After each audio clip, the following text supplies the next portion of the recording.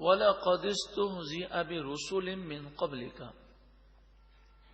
اور بے شک آپ سے پہلے رسولوں کا بھی مذاق اڑایا گیا، ان کی توہین کی گئی۔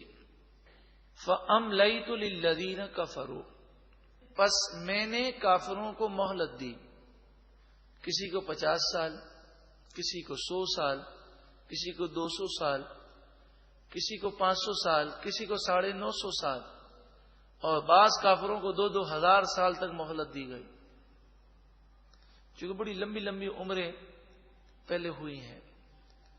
تو اگر کوئی یہ خیال کرتا ہے کہ یہ کافر جو اللہ کے نافرمان ہیں، حضور کے بے ادب ہیں، تو ان پر عذاب کیوں نہیں آتا؟ آپ ذرا سوچیں کہ انہیں جو مہلت دی جا رہی ہے وہ پچھلی قوموں کے مقابلے میں تو بہت کم ہے۔ کسی کافر کی عمر 200 سال تک نہیں پہنچتی، وہ مشکل کوئی 70-80 سال کا ہوتا ہے، پھر تو مرنا ہے اور قبر و آخرت کے عذاب اٹھانے ہیں۔ اور جہاں تک تعلق ہے دنیا کے اندر، تو جس طرح یہ مسلمانوں پر ظلم کر رہے ہیں تو انہیں بھی سکون کہاں حاصل ہے، انہیں چین نہیں ہے، دن بدن ذہنی ٹینشن کا شکار ہو کر اپنے آپ کو پریشان کیے ہوئے ہیں۔ تو کافر کو بھی سکون نہیں ہے، اور جو ذہنی کرب ہے یہ مالی کرب سے زیادہ خطرناک ہے۔ ذہنی ٹینشن انسان کو دیمک کی طرح کھا جاتا ہے۔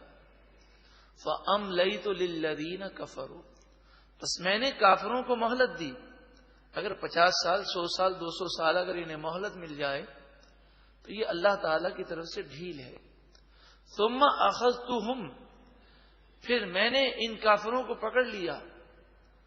فَكَيْفَ كَانَ عِقَابِ، پس بتاؤ میری پکڑ کیسی ہوئی، میرا عذاب کیسا تھا؟ کیا یہ اپنے آپ کو میرے عذاب سے بچا سکے؟ افمن هو قائم على كل نفس بما كسبت، ذرا بتاؤ کہ جو ہر جان کے گناہوں پر گواہ ہو اور نیکی پر بھی گواہ ہو، یعنی اللہ تعالی وہ ہر جان کی نیکی کو بھی جانتا ہے کہ کسی جان نے، کسی جاندار نے کیا نیکی کی اور کیا گناہ کیا۔ وہ اللہ جو اس قدر علیم ہے، اس کو چھوڑ کر بتوں کی پوجا کرنا کس قدر نادانی ہے۔ وَجَعَلُوا لِلَّهِ شُرَكَاءَ، اور ان کافروں نے اللہ کے لیے شریک ٹھہرائے۔ قل، اے محبوب آپ فرمائیے، سموہم، تم ان کے نام تو بتاؤ۔ اللہ جیسا کون ہو سکتا ہے، ذرا بتاؤ تو صحیح، کہ جس نے اللہ کی طرح آسمان بنایا ہو، زمین پیدا کی ہو، ساری مخلوق کو پیدا کیا ہو، تو اللہ کو چھوڑ کر ان بتوں کی پوجا کرتے ہو۔ ام تنبئونہ بما لا يعلم فی الارض، یا تم اللہ کو اس بات کی خبر دیتے ہو جو وہ زمین میں جانتا نہیں ہے۔ مراد یہ ہے کہ جس کا وجود ہی نہیں اس کا تم دعویٰ کرتے ہو۔ پوری زمین میں کوئی ایسا نہیں جو اللہ کے برابر ہو اور تم اس کا دعویٰ کرتے ہو۔ ام بظاہر من القول، یا تم اوپری اوپری باتیں کرتے ہو، تمہارا ضمیر خود ملامت کرتا ہے کہ اس بات کی کوئی اصل نہیں ہے۔ بل زین للذین کفروا مکرہم، بلکہ کافروں کے لیے ان کے مکر آراستہ ہو گئے، یہ ان گناہوں کو بہت اچھا سمجھتے ہیں۔ وصدوا عن السبیل، اور وہ سیدھے راستے سے روک دیے گئے۔ ومن یضلل اللہ فما له من ہاد، اللہ جس سے ناراض ہو کر اسے گمراہ کر دے پس اسے کوئی ہدایت نہیں دے سکتا۔ لہم عذاب فی الحیات الدنیا، ان کے لیے دنیا کی زندگی میں عذاب ہے۔ یہ ہم ابھی سن چکے کہ کہ مومن پر جو تکلیف آتی ہے یہ تکلیف اللہ کا عذاب ان معنوں میں نہیں ہے کہ اگر وہ صبر کرے تو اسے ثواب ملتا ہے، اس کے درجات بلند ہوتے ہیں، کیونکہ عذاب پر صبر کرنے سے کوئی ثواب نہیں ملتا۔ تو مومن پر جو تکلیف آتی ہے وہ گناہوں کو مٹانے کے لیے ہے، جہاں تک کافر کے لیے دنیا میں جو تکالیف ہیں، جو مشقتیں ہیں، جو یہ حصول دنیا کے لیے بھاگ دوڑ کرتے ہیں، یہ تمام کا تمام اللہ کا عذاب ہے ان پر، کیونکہ آخرت میں انہیں کوئی صلہ نہیں ملے گا۔ وَلَعَذَابُ الْآخِرَةِ أَشَقُّ، اور آخرت کا عذاب ضرور بہت سخت ہے۔ وَمَا لَهُم مِّنَ اللَّهِ مِن وَاقٍ، اور ان کافروں کے لیے اللہ کے مقابلے میں کوئی بچانے والا نہیں ہے، اللہ کے عذاب سے انہیں کوئی نہیں بچا سکے گا۔ مثل الجنت التي وعد المتقون، اس جنت کی مثال جس کا وعدہ متقی لوگوں سے کیا گیا، اس جنت کا حال، اس جنت کی کیفیات جس کا وعدہ متقی لوگوں سے کیا گیا۔ تجری من تحتها الانہار، یہ وہ جنت ہے کہ جس کے نیچے نہریں رواں دواں ہیں۔ جنت وہ واحد مقام ہے جہاں کوئی ٹینشن نہیں، کوئی فکر نہیں، کوئی پریشانی نہیں، ورنہ دنیا کا کوئی کروڑ پتی آدمی بھی ہو وہ بھی فکر اور پریشانیوں سے محفوظ نہیں ہے۔ اکلھا دائم وظلھا، ان کے میوے یعنی جنت کی خوراک، جنت میں غذا، جنت کی نعمتیں، اکل سے مراد پھل بھی ہیں، دیگر غذائیں بھی ہیں، اور ظل سے مراد سایہ ہے۔ تو جنت کے سائے اور جنت کی نعمتیں اور جنت کی غذائیں، جنت کے پھل دائم ہیں، ہمیشہ ہمیشہ رہنے والے ہیں۔ وہاں ایسے بڑے بڑے درخت ہوں گے، فرمایا کہ اس درخت کے سائے میں اگر جنتی گھوڑے پر سوار ہو کر 100 برس تک اگر دوڑتا رہے تو وہ سائے سے باہر نہ نکل سکے، اتنے بڑے درخت ہوں گے۔ جو ایک مرتبہ سبحان اللہ کہتا ہے اس کے لیے جنت میں ایسا ہی بڑا درخت لگایا جاتا ہے۔ اب یہاں تو ہم سبحان اللہ، الحمدللہ، اللہ اکبر یہ کلمات کہنے میں شاید اتنی کوشش نہ کریں، لیکن یہ بات یاد رکھ لیجئے کہ جنت میں جو بھی گیا اسے اس بات پر حسرت ضرور ہوگی کہ اگر کوئی لمحہ اس نے اللہ کے ذکر کے بغیر اور اللہ کی یاد کے بغیر گزارا ہوگا تو اسے افسوس ضرور ہوگا۔ مثلا ایک سبحان اللہ پر ایک درخت لگ جاتا ہے تو وہ یہ خیال کرے گا کہ یہ مجھے 1000 درخت ملے جنت میں، اگر میں زیادہ کہتا تو مجھے 1,00,000 درخت مل جاتے۔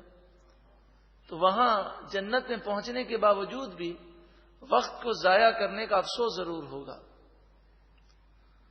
ایک مرتبہ محبت کے ساتھ کہیے سبحان اللہ۔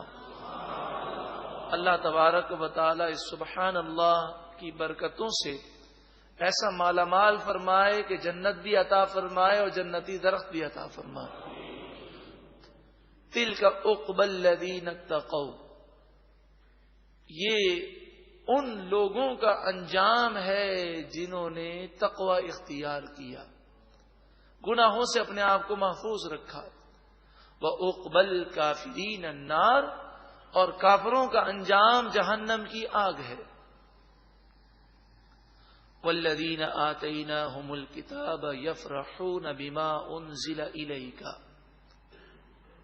وہ لوگ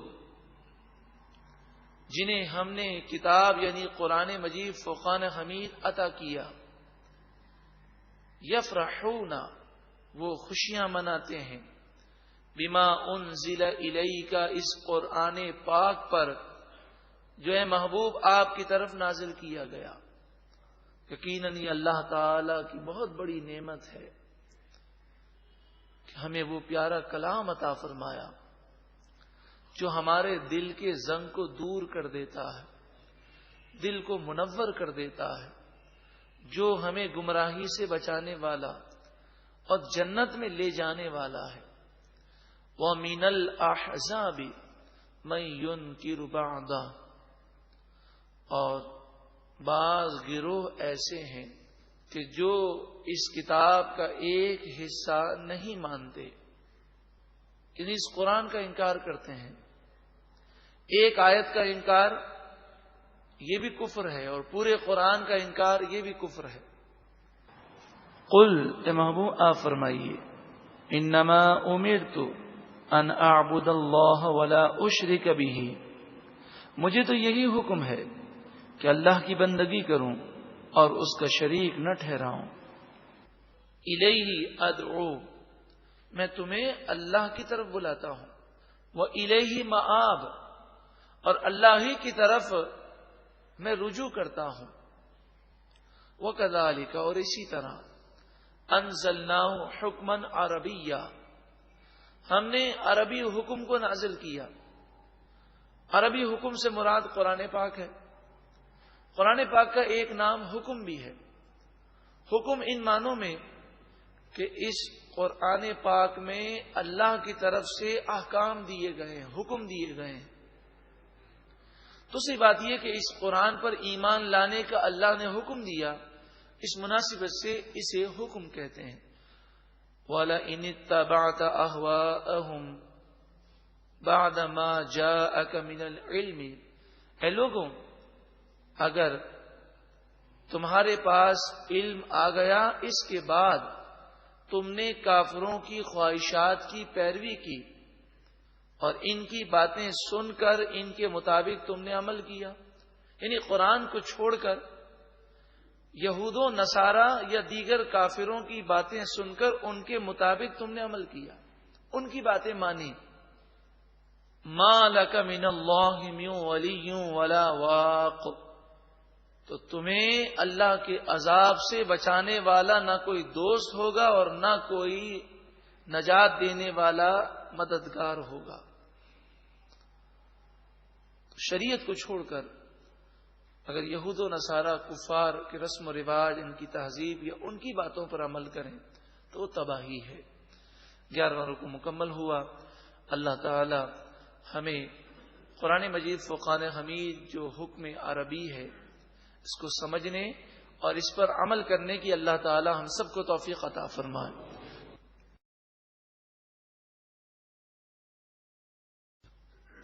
وَلَقَدِ اسْتُهْزِئَ بِرُسُلٍ مِّن قَبْلِكَ، اور بے شک آپ سے پہلے رسولوں کا بھی مذاق اڑایا گیا، ان کی توہین کی گئی۔ فَأَمْلَيْتُ لِلَّذِينَ كَفَرُوا، پس میں نے کافروں کو مہلت دی، کسی کو 50 سال، کسی کو 100 سال، کسی کو 200 سال، کسی کو 500 سال، کسی کو 950 سال، اور بعض کافروں کو 2,000 سال تک مہلت دی گئی۔ چونکہ بڑی لمبی لمبی عمریں